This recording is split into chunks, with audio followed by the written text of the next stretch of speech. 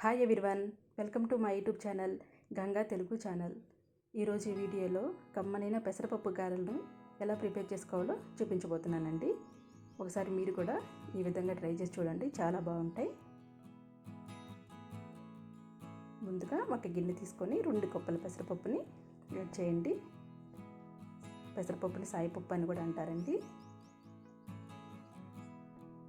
తగినన్ని వాటర్ పోయండి. పెసరపప్పు మునిగేంతగా వాటర్ పోయండి. 1 గంట సేపు నానబెట్టండి. 1 గంట సరిపోతుంది, ఎక్కువ అవసరం లేదు. 1 గంట నానిన తర్వాత వీటిని 4-5 సార్లు శుభ్రంగా బాగా కడుక్కోవాలి.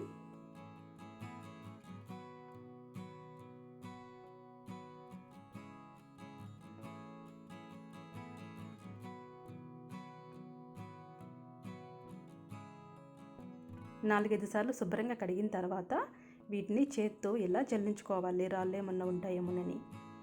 ఇప్పుడు ఈ చిల్లుల గిన్నెలో వేసిన ఈ పప్పుని ఒక గిన్నె మీద వడకట్టుకోవాలి. ఏమన్నా వాటర్ ఏమన్నా ఉంటే దాంట్లోకి వస్తాయి.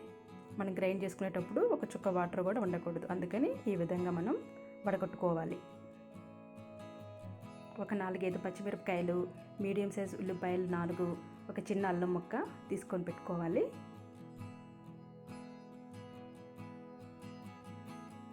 ఆనియన్స్ని, పచ్చిమిరపకాయలని ఇలా చిన్న చిన్న ముక్కలుగా కట్ చేసి పెట్టుకోవాలి. అల్లాన్ని కూడా ఈ విధంగా దంచుకోవాలి. ముందుగా అల్లాన్ని మనం గ్రైండ్ చేసుకుందాం, ఎందుకంటే పప్పులు ఇది మెదగదు కదా, అందుకని ముందుగానే అల్లాన్ని ఇలా గ్రైండ్ చేసుకోవాలి. తర్వాత ఈ పెసరపప్పు మొత్తాన్ని గ్రైండ్ చేసుకుందాం, ఎందుకంటే కొంచెమే కాబట్టి మొత్తం ఒకేసారి గ్రైండ్ చేసుకోవచ్చు. ఇప్పుడు గ్రైండ్ చేసుకున్న అల్లాన్ని కూడా యాడ్ చేయండి. సాల్ట్, తగినంత సాల్ట్ యాడ్ చేయండి. 1 చుక్క వాటర్ కూడా పోయకుండా దీన్ని మనం గ్రైండ్ చేసుకోవాలి. చూసారా, బాగా గ్రైండ్ అయింది. 1 చుక్క వాటర్ కూడా వేయకుండా గ్రైండ్ చేసుకున్నాం. చూడండి ఎంత మెత్తగా వచ్చిందో. వాటర్ పోయకపోతేనే ఎంత మెత్తగా ఉంది, వాటర్ పోస్తే ఇంకా అసలు రానే రాదు. ఇప్పుడు వీటిలోకి మనం తరిగి పెట్టుకున్న పచ్చిమిరపకాయలు, ఉల్లిపాయలు యాడ్ చేయాలి. 1 టీ స్పూన్ జీలకర్ర కూడా యాడ్ చేయండి. ఇప్పుడు ఈ మిశ్రమాన్ని మొత్తం బాగా కలపండి. ఉల్లిపాయలు, జీలకర్ర యాడ్ చేయడం వల్ల గ్యాస్ ప్రాబ్లం కూడా ఉండదండి. ఇప్పుడు స్టవ్ ఆన్ చేసి ఒక కడాయి పెట్టి డీప్ ఫ్రై కావాల్సిన నూనె పోసుకోవాలండి. నూనె కాగిందండి. ఇప్పుడు మనం ఒక చిన్న ముద్దను తీసుకొని ఈ విధంగా ఒత్తుకోవాలి. మధ్యలో హోల్ పెట్టి ఈ విధంగా ఒత్తుకోవాలి. ఇప్పుడు వీటిని నూనెలో ఫ్రై చేసుకోవాలి. ఇలాగే మిగిలిన పిండితో ఈ విధంగానే చిన్న చిన్న ముద్దలుగా చేసి గారెల లెక్క ఒత్తుకొని డీప్ ఫ్రై చేసుకోవాలి.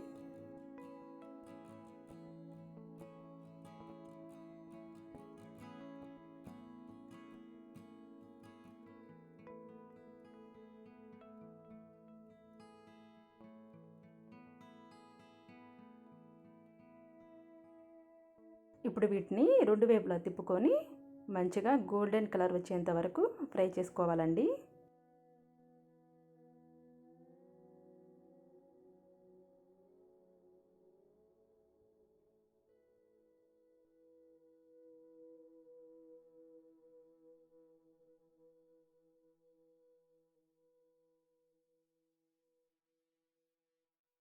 చూసారండి, బాగా ఫ్రై అయినాయి.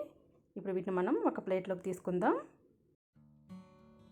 ఎందుకంటే ఎక్స్ట్రా ఆయిల్ ఏమన్నా ఉంటే ప్లేట్లోకి వచ్చేస్తుంది. ఇప్పుడు రెండో వాయి వేసుకుందామండి.